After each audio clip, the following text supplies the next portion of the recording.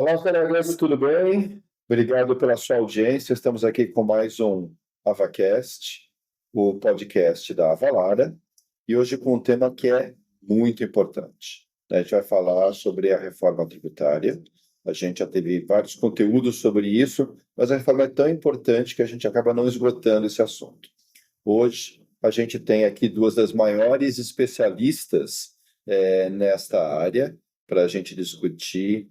E a ideia é fazer uma discussão um pouco mais básica, tá? Muito tem se falado sobre a reforma, ainda faltam pontos a serem decididos, né? Muitos detalhes, mas toda essa conversa também tem trazido para alguns fantasmas, algumas versões fantasiosas, e para muitos gestores que não têm essa profundidade no idioma tributário, na questão fiscal, fica às vezes uma conversa muito distante, né, do dia a dia de quem tem que tomar decisões do negócio, que precisa de saber exatamente o que vai mudar na vida deles e como é que isso vai fazer sentido. Então, a ideia de ter esse podcast, né, para falar um pouco mais sobre a realidade, o que a gente tem tangível da reforma tributária para quem está fazendo negócios, né, para quem é um executivo e tem que tomar decisões. E eu acho que vão ser questões muito interessantes aqui, até pelo nível das nossas convidadas. Então, a gente tem aqui com a gente a Thalita Félix. Ela é doutora pela PUC de São Paulo, né? Ela é presidente do Comitê da Reforma Tributária na ABAT e participou tanto do Comitê da Reforma lá no Senado, né? Sendo consultora ali de um dos senadores, quanto foi membro da reforma tributária do Conselho Nacional de Justiça, o comitê que discutiu a reforma também no Conselho Nacional de Justiça. E, além de tudo isso, ela é uma pesquisadora do Núcleo de Estudos Fiscais da Fundação Getúlio Vargas, ou seja, não sabe pouca coisa sobre a reforma e sobre o que está se discutindo em Brasília a respeito disso, né? Thalita, muito obrigado pela sua presença. E temos também aqui com a gente a Meire Rustiger. Consegui falar seu sobrenome direito, Meire? Oh, yes! Ela é advogada pós-graduada em gestão empresarial pela FECAP e hoje trabalha com a gente na Avalara, né? Onde ela é gerente tributária e ajuda a cuidar aí de uma série de detalhes no conteúdo que alimenta os nossos softwares e ajuda aí vários clientes a terem uma vida mais complexa, né, no que se trata de compliance. Meire, muito obrigado também por dedicar esse tempo aqui com a gente para falar sobre a reforma tributária. Muito bem, feitas as apresentações, eu queria começar com uma pergunta simples, mas importante. Então, afinal, em resumo, o que é a reforma tributária? Guilherme, é um prazer estar com você aqui, Meire. Obrigada pelo convite da Avalara, é uma honra e uma responsabilidade representar a ABAT com vocês nesse bate-papo. Afinal de contas, o que é a reforma tributária? O que é a reforma tributária do consumo? A reforma tributária sobre o consumo é uma proposta de simplificação de tributos que atingem todos os entes públicos brasileiros. Tá? Brasileiro. Então, nós temos aqui a substituição, em regra, de 5 tributos por um único tributo que é repartido que tem 2 filhotes. Então, a reforma tributária sobre o consumo, ela tira uma imensa complicação. Meire e eu estávamos conversando agora sobre o papel dela na Avalara com esse tributo, por exemplo, o ICMS, que ela acompanha o ICMS de todos os estados. Sim. Com a reforma tributária, isso acaba, porque esse ICMS, que é dos estados, o ISS dos municípios, o PIS, a COFINS e o IPI, eles serão substituídos por um único tronco normativo, uma única estrutura normativa. Então, nós entendemos sim que isso vai trazer uma simplificação. E aí, Guilherme, o que é interessante? Isto, para o empresário, permite uma maior compreensão do trato tributário nas operações econômicas dele. Perfeito. E quando é que ela começa a ser executada? A Meire está até com uma colinha ali, que é um cronograma, né, que é o cronograma. complexo. Quais são as etapas principais da reforma, quando ela começa a valer, Fátima? A gente já começa, né? Na verdade, a reforma já começou, né, doutora Thalita? A gente diz isso. E até complementando, né? A reforma tributária, ela não é apenas tributária, né? Ela vai envolver todos os departamentos, praticamente, das empresas, né? Ela envolve, a gente vai falar mais disso, mas ela vai envolver a área de compras, de contratos, de logística. Então, todo mundo vai ter que estar envolvido nisso, né? Na verdade, a partir de 2026, a gente já começa com as alíquotas testes de CBS e IBS, de 0,9 e 0,1.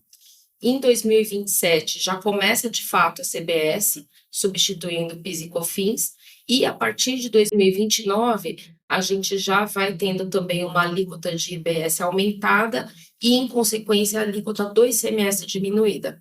Então, é bem importante, durante esse período de 2029 a 2032, o contribuinte estar atento, porque todos os anos, né, vai decrescendo a alíquota do ICMS e vai aumentando a alíquota do IBS. Em 2033, nós já estaremos só com um regime, né, que é IBS e CBS, e aí acaba ICMS e ISS. Ou seja, deixa eu ver se eu entendi, e a gente vai tratar disso depois em mais detalhe lá para frente, segurem aí a emoção, mas a gente vai ter um regime, um sistema novo, que vai ser implementado, né, gradualmente, mas vai manter o atual, que muita gente comenta, e a gente conversando aqui antes, vocês até concordam, que é o sistema mais complexo do mundo. Os dois vão funcionar paralelamente, é isso que eu entendi? Isso. E aí, assim, vou deixar a doutora Thalita falar, mas só na questão de complexidade do ICMS que a gente estava falando, né? Nesse período de transição, a legislação tanto do ICMS como do ISS, ela não vai ficar estanque. Ela vai ser alterada, né? Então, hoje eu cuido na Avalara justamente do conteúdo, né, que alimenta o nosso motor tributário, conteúdo para o cálculo, tanto do ICMS como do ISS. Então, as alíquotas, os benefícios, enfim. E aí a gente vai continuar, né, com esse regime, né, com esses sistemas sendo alterados, com essas legislações, perdão, sendo alteradas durante esse período de transição. Um exemplo agora alguns estados já estão aumentando as alíquotas internas. Entendi. Então, o contribuinte tem que estar atento, não é porque vem a reforma tributária que a gente vai esquecer aí O sistema atual. desse sistema atual. Mas eu queria falar disso depois, com Tá. mais profundidade, só queria ver se eu realmente entendi. Mas, enfim, infelizmente parece que é o que eu acho, que é o que eu temo que vai acontecer. Doutora Thalita, antes da gente vir fazer essa gravação, você comentou com a gente que nós temos, na verdade, 5 reformas, não é uma reforma. Caramba, quais são essas 5 reformas? O que acontece, Guilherme? Nós nunca vivemos um momento de tamanha mudança das regras do jogo tributário no Brasil, como estamos vivendo agora. Isso pode ser visto como um grande desespero ou uma belíssima oportunidade, né? Já que estamos aqui, vamos ver como uma oportunidade. Então, quais são as 5 grandes reformas em matéria tributária? 4 delas dizem respeito ao conteúdo, ao tributo em si. E a quinta, a instrumentalização desse tributo. Quais são as 5 reformas? A primeira é a reforma do consumo, que é que nós estamos discutindo aqui, que nós ouvimos e lemos nas mídias, nos jornais, o tempo todo, que atinge numa dimensão muito maior toda a sociedade e todos os entes públicos. A segunda grande reforma é uma reforma do patrimônio que veio coladinha nessa reforma do consumo, que trata de IPTU, ITCMD e IPVA. Por exemplo, no IPVA, a gente vai ter tributação de embarcações e aeronaves, o que nunca aconteceu no país. Interessante, né? Uhum. Terceira reforma, a tributação da folha de salários, que é uma discussão que vira e mexe, ela aparece nos jornais, que ela impacta sobremaneira setores que empregam muita mão de obra no país. Quarta reforma tributária é a reforma da renda. A reforma da renda, ela já vem acontecendo desde o início do governo federal, desse atual governo, só que ela vem acontecendo fatiadamente. Então, a gente talvez não perceba tanto o impacto dessa reforma. E a quinta reforma é a reforma do processo tributário, que, em razão do caos da litigiosidade do Poder Judiciário brasileiro, foi feito um diagnóstico em 2021, 2022, e o próprio Conselho Nacional de Justiça fez proposições de anteprojetos legislativos para melhorar a instrumentalização do trato do tributo. Então, é como se, imaginem, tudo no direito é um veículo. Você precisa de um veículo. Então, o veículo é o processo. Tá. Eu vou usar uma moto, eu vou usar um submarino, eu vou usar um trem, um avião, e cada um com uma função. O que vai dentro do veículo é o tributo. Uhum. Então, ambos estão sofrendo modificação hoje, ao mesmo tempo, no país. Caramba. É muito complexo mesmo. E quanto mais a gente vai entendendo e conhecendo, a gente vê com mais clareza essa complexidade, né? Tem muita mudança acontecendo. Mas tem muita coisa ainda em discussão, não é isso? O Congresso ainda tem detalhes, alíquotas. Em que ponto a gente está desse processo hoje? Tá. Nós temos, e só para todo mundo ficarmos todos na mesma Por página, favor. a gente tem uma emenda constitucional que foi alterada em dezembro do ano passado, está no topo da lista da hierarquia, a Constituição. Este ano, nós estamos discutindo duas grandes leis que nós chamamos de complementares. Elas complementam a Constituição. Perfeito. E depois da aprovação dessas duas leis complementares, nós vamos discutir, num terceiro nível hierárquico, a regulamentação destas leis complementares. Uhum. Então, a cada nova discussão, a gente vai desenhando e colorindo o objeto. Tá? Tá. Então, é como se a emenda constitucional é o esqueleto. As leis complementares, elas trazem os órgãos desse ser.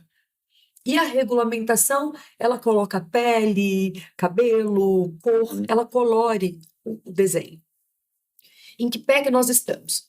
Agora, nós aguardamos ainda para este ano a aprovação, no mínimo, de um dos dois projetos de leis complementar, que nós chamamos de 68.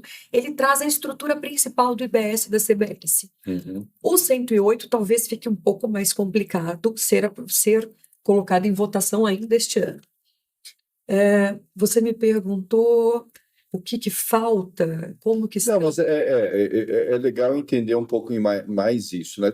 Assim, estamos no começo de dezembro de Isso. 2024, talvez você assista a isso mais para frente, no futuro, mas hoje, final de 2024, o que a gente tem já definido, né? E em linhas gerais, o que ainda falta definir? O que a Perfeito, gente ainda Guilherme. tem a aprovar? Perfeito. Nós aguardamos para a próxima semana a aprovação do projeto de lei complementar o 68, que são os elementos estruturais do IBS e da CBS. Nós ainda não conhecemos o relatório do senador Eduardo Braga, deve ser apresentado nos próximos dias, com algumas alterações nesse projeto de lei que veio da Câmara. Uhum. O 68 precisa de alguns ajustes. O outro projeto de lei complementar, o 108, acredito eu que ele demande um pouco mais de reparos do que o 68, mas temos que aguardar. Tá. Mas isso significa, então, que tem algum risco da reforma não ser executada, não ser aprovada, de não ter reforma? Ou o principal já está aprovado e a gente está definindo esses detalhes? Guilherme, reforma tributária é direito posto, não é mais proposto. Não é algo que se espera, já aconteceu. É fato. Nós estamos agora lidando com uma questão curta, eu vou dizer temporal, mas é um tempo curto de aprovação.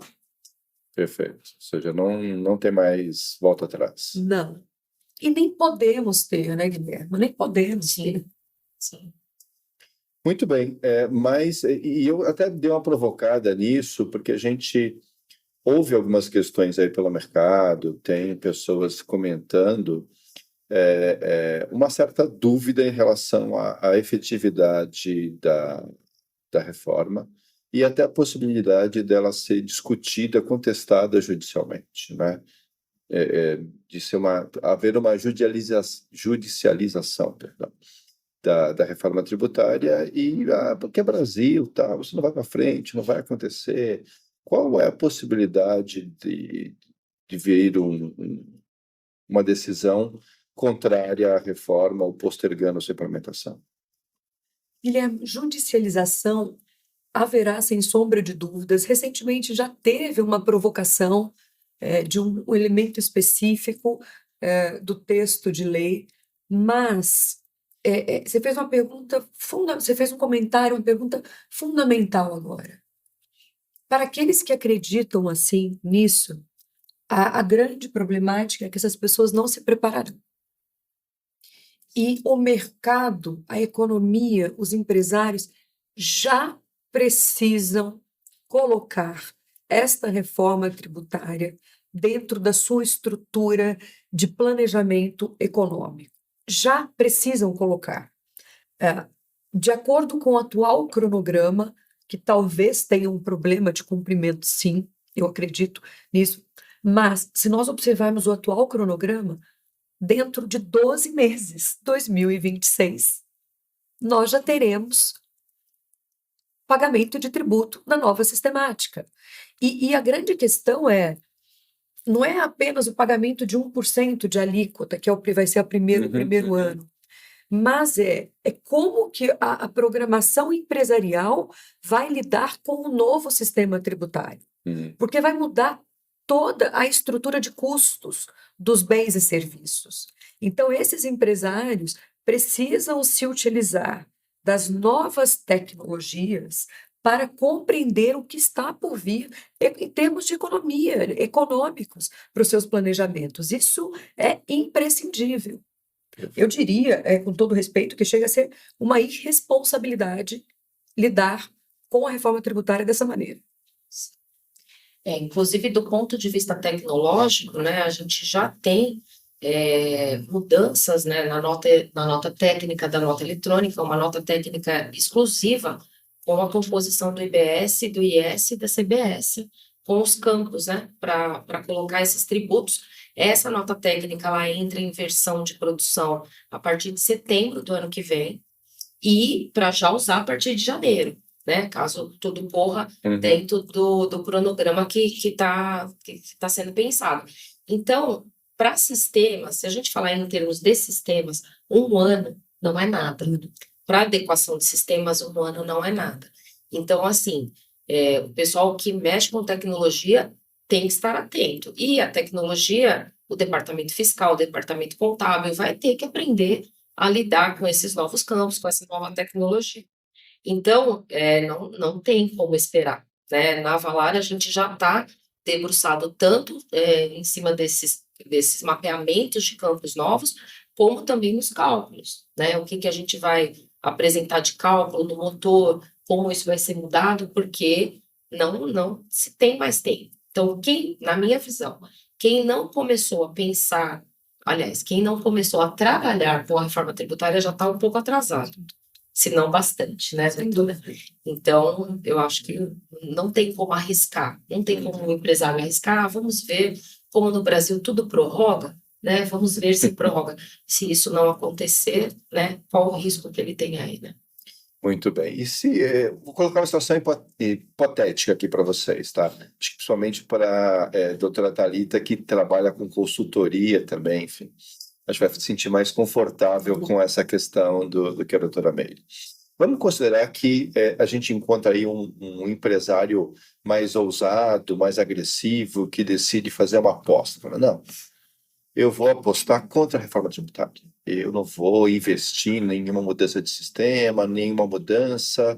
Eu vou colocar minhas fichas acreditando que a reforma não vai acontecer no final, porque mexe com muitos poderes, mexe com estados, com município, tem muita coisa aí em jogo, isso vai melar.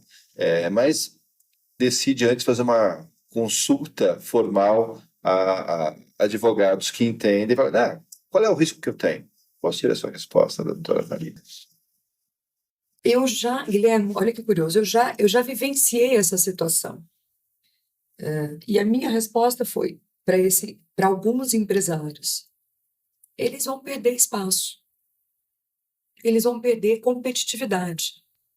Porque, e é interessante, né, Meire, você fez um comentário, e vale lembrar, a mudança nesse sistema, ela é tão grande, ela é tão grandiosa, que ela muda a tributação do ciclo econômico, da cadeia econômica. Ela muda os custos de aquisição. Ela muda a tributação dentro da empresa e ela muda a tributação daquela empresa dentro da cadeia econômica.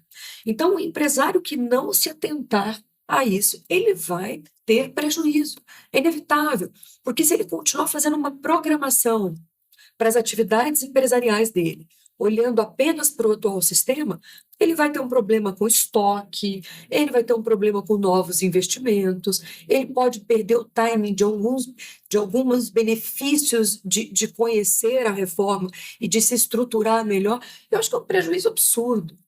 Por isso que eu usei até um termo, eu acho que isso chega a ser irresponsável. Muito bom, perfeito. E essa resposta nos leva a um ponto que é uma das principais questões desse podcast. Afinal, qual vai ser o impacto da reforma tributária nos negócios? Mas eu quero ouvir isso depois, na segunda parte dessa conversa. Você que está nos vendo aí, não perca essa conversa. Dá um break agora, mas a gente retorna em mais alguns dias com a segunda parte desse incrível podcast que tenta explicar quais são os impactos, o que deve ser feito e como o gestor deve lidar com a reforma tributária. Guilherme, olha que curioso, eu já vivenciei essa situação.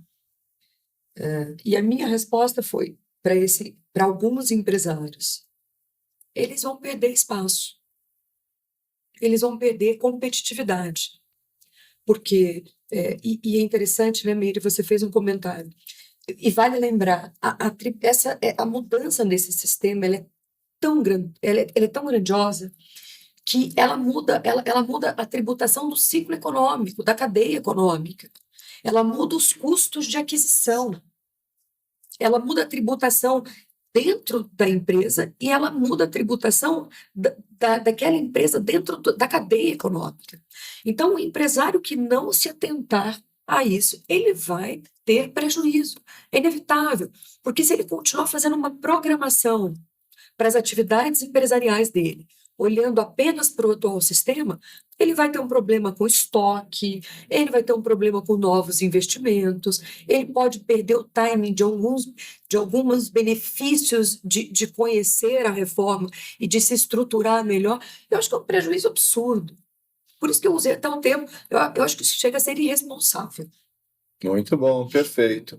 E essa resposta nos leva a um ponto que é uma das principais questões desse podcast. Afinal, qual vai ser o impacto da reforma tributária nos negócios? Mas eu quero ouvir isso depois, na segunda parte dessa conversa. Você que está nos vendo aí, não perca essa conversa.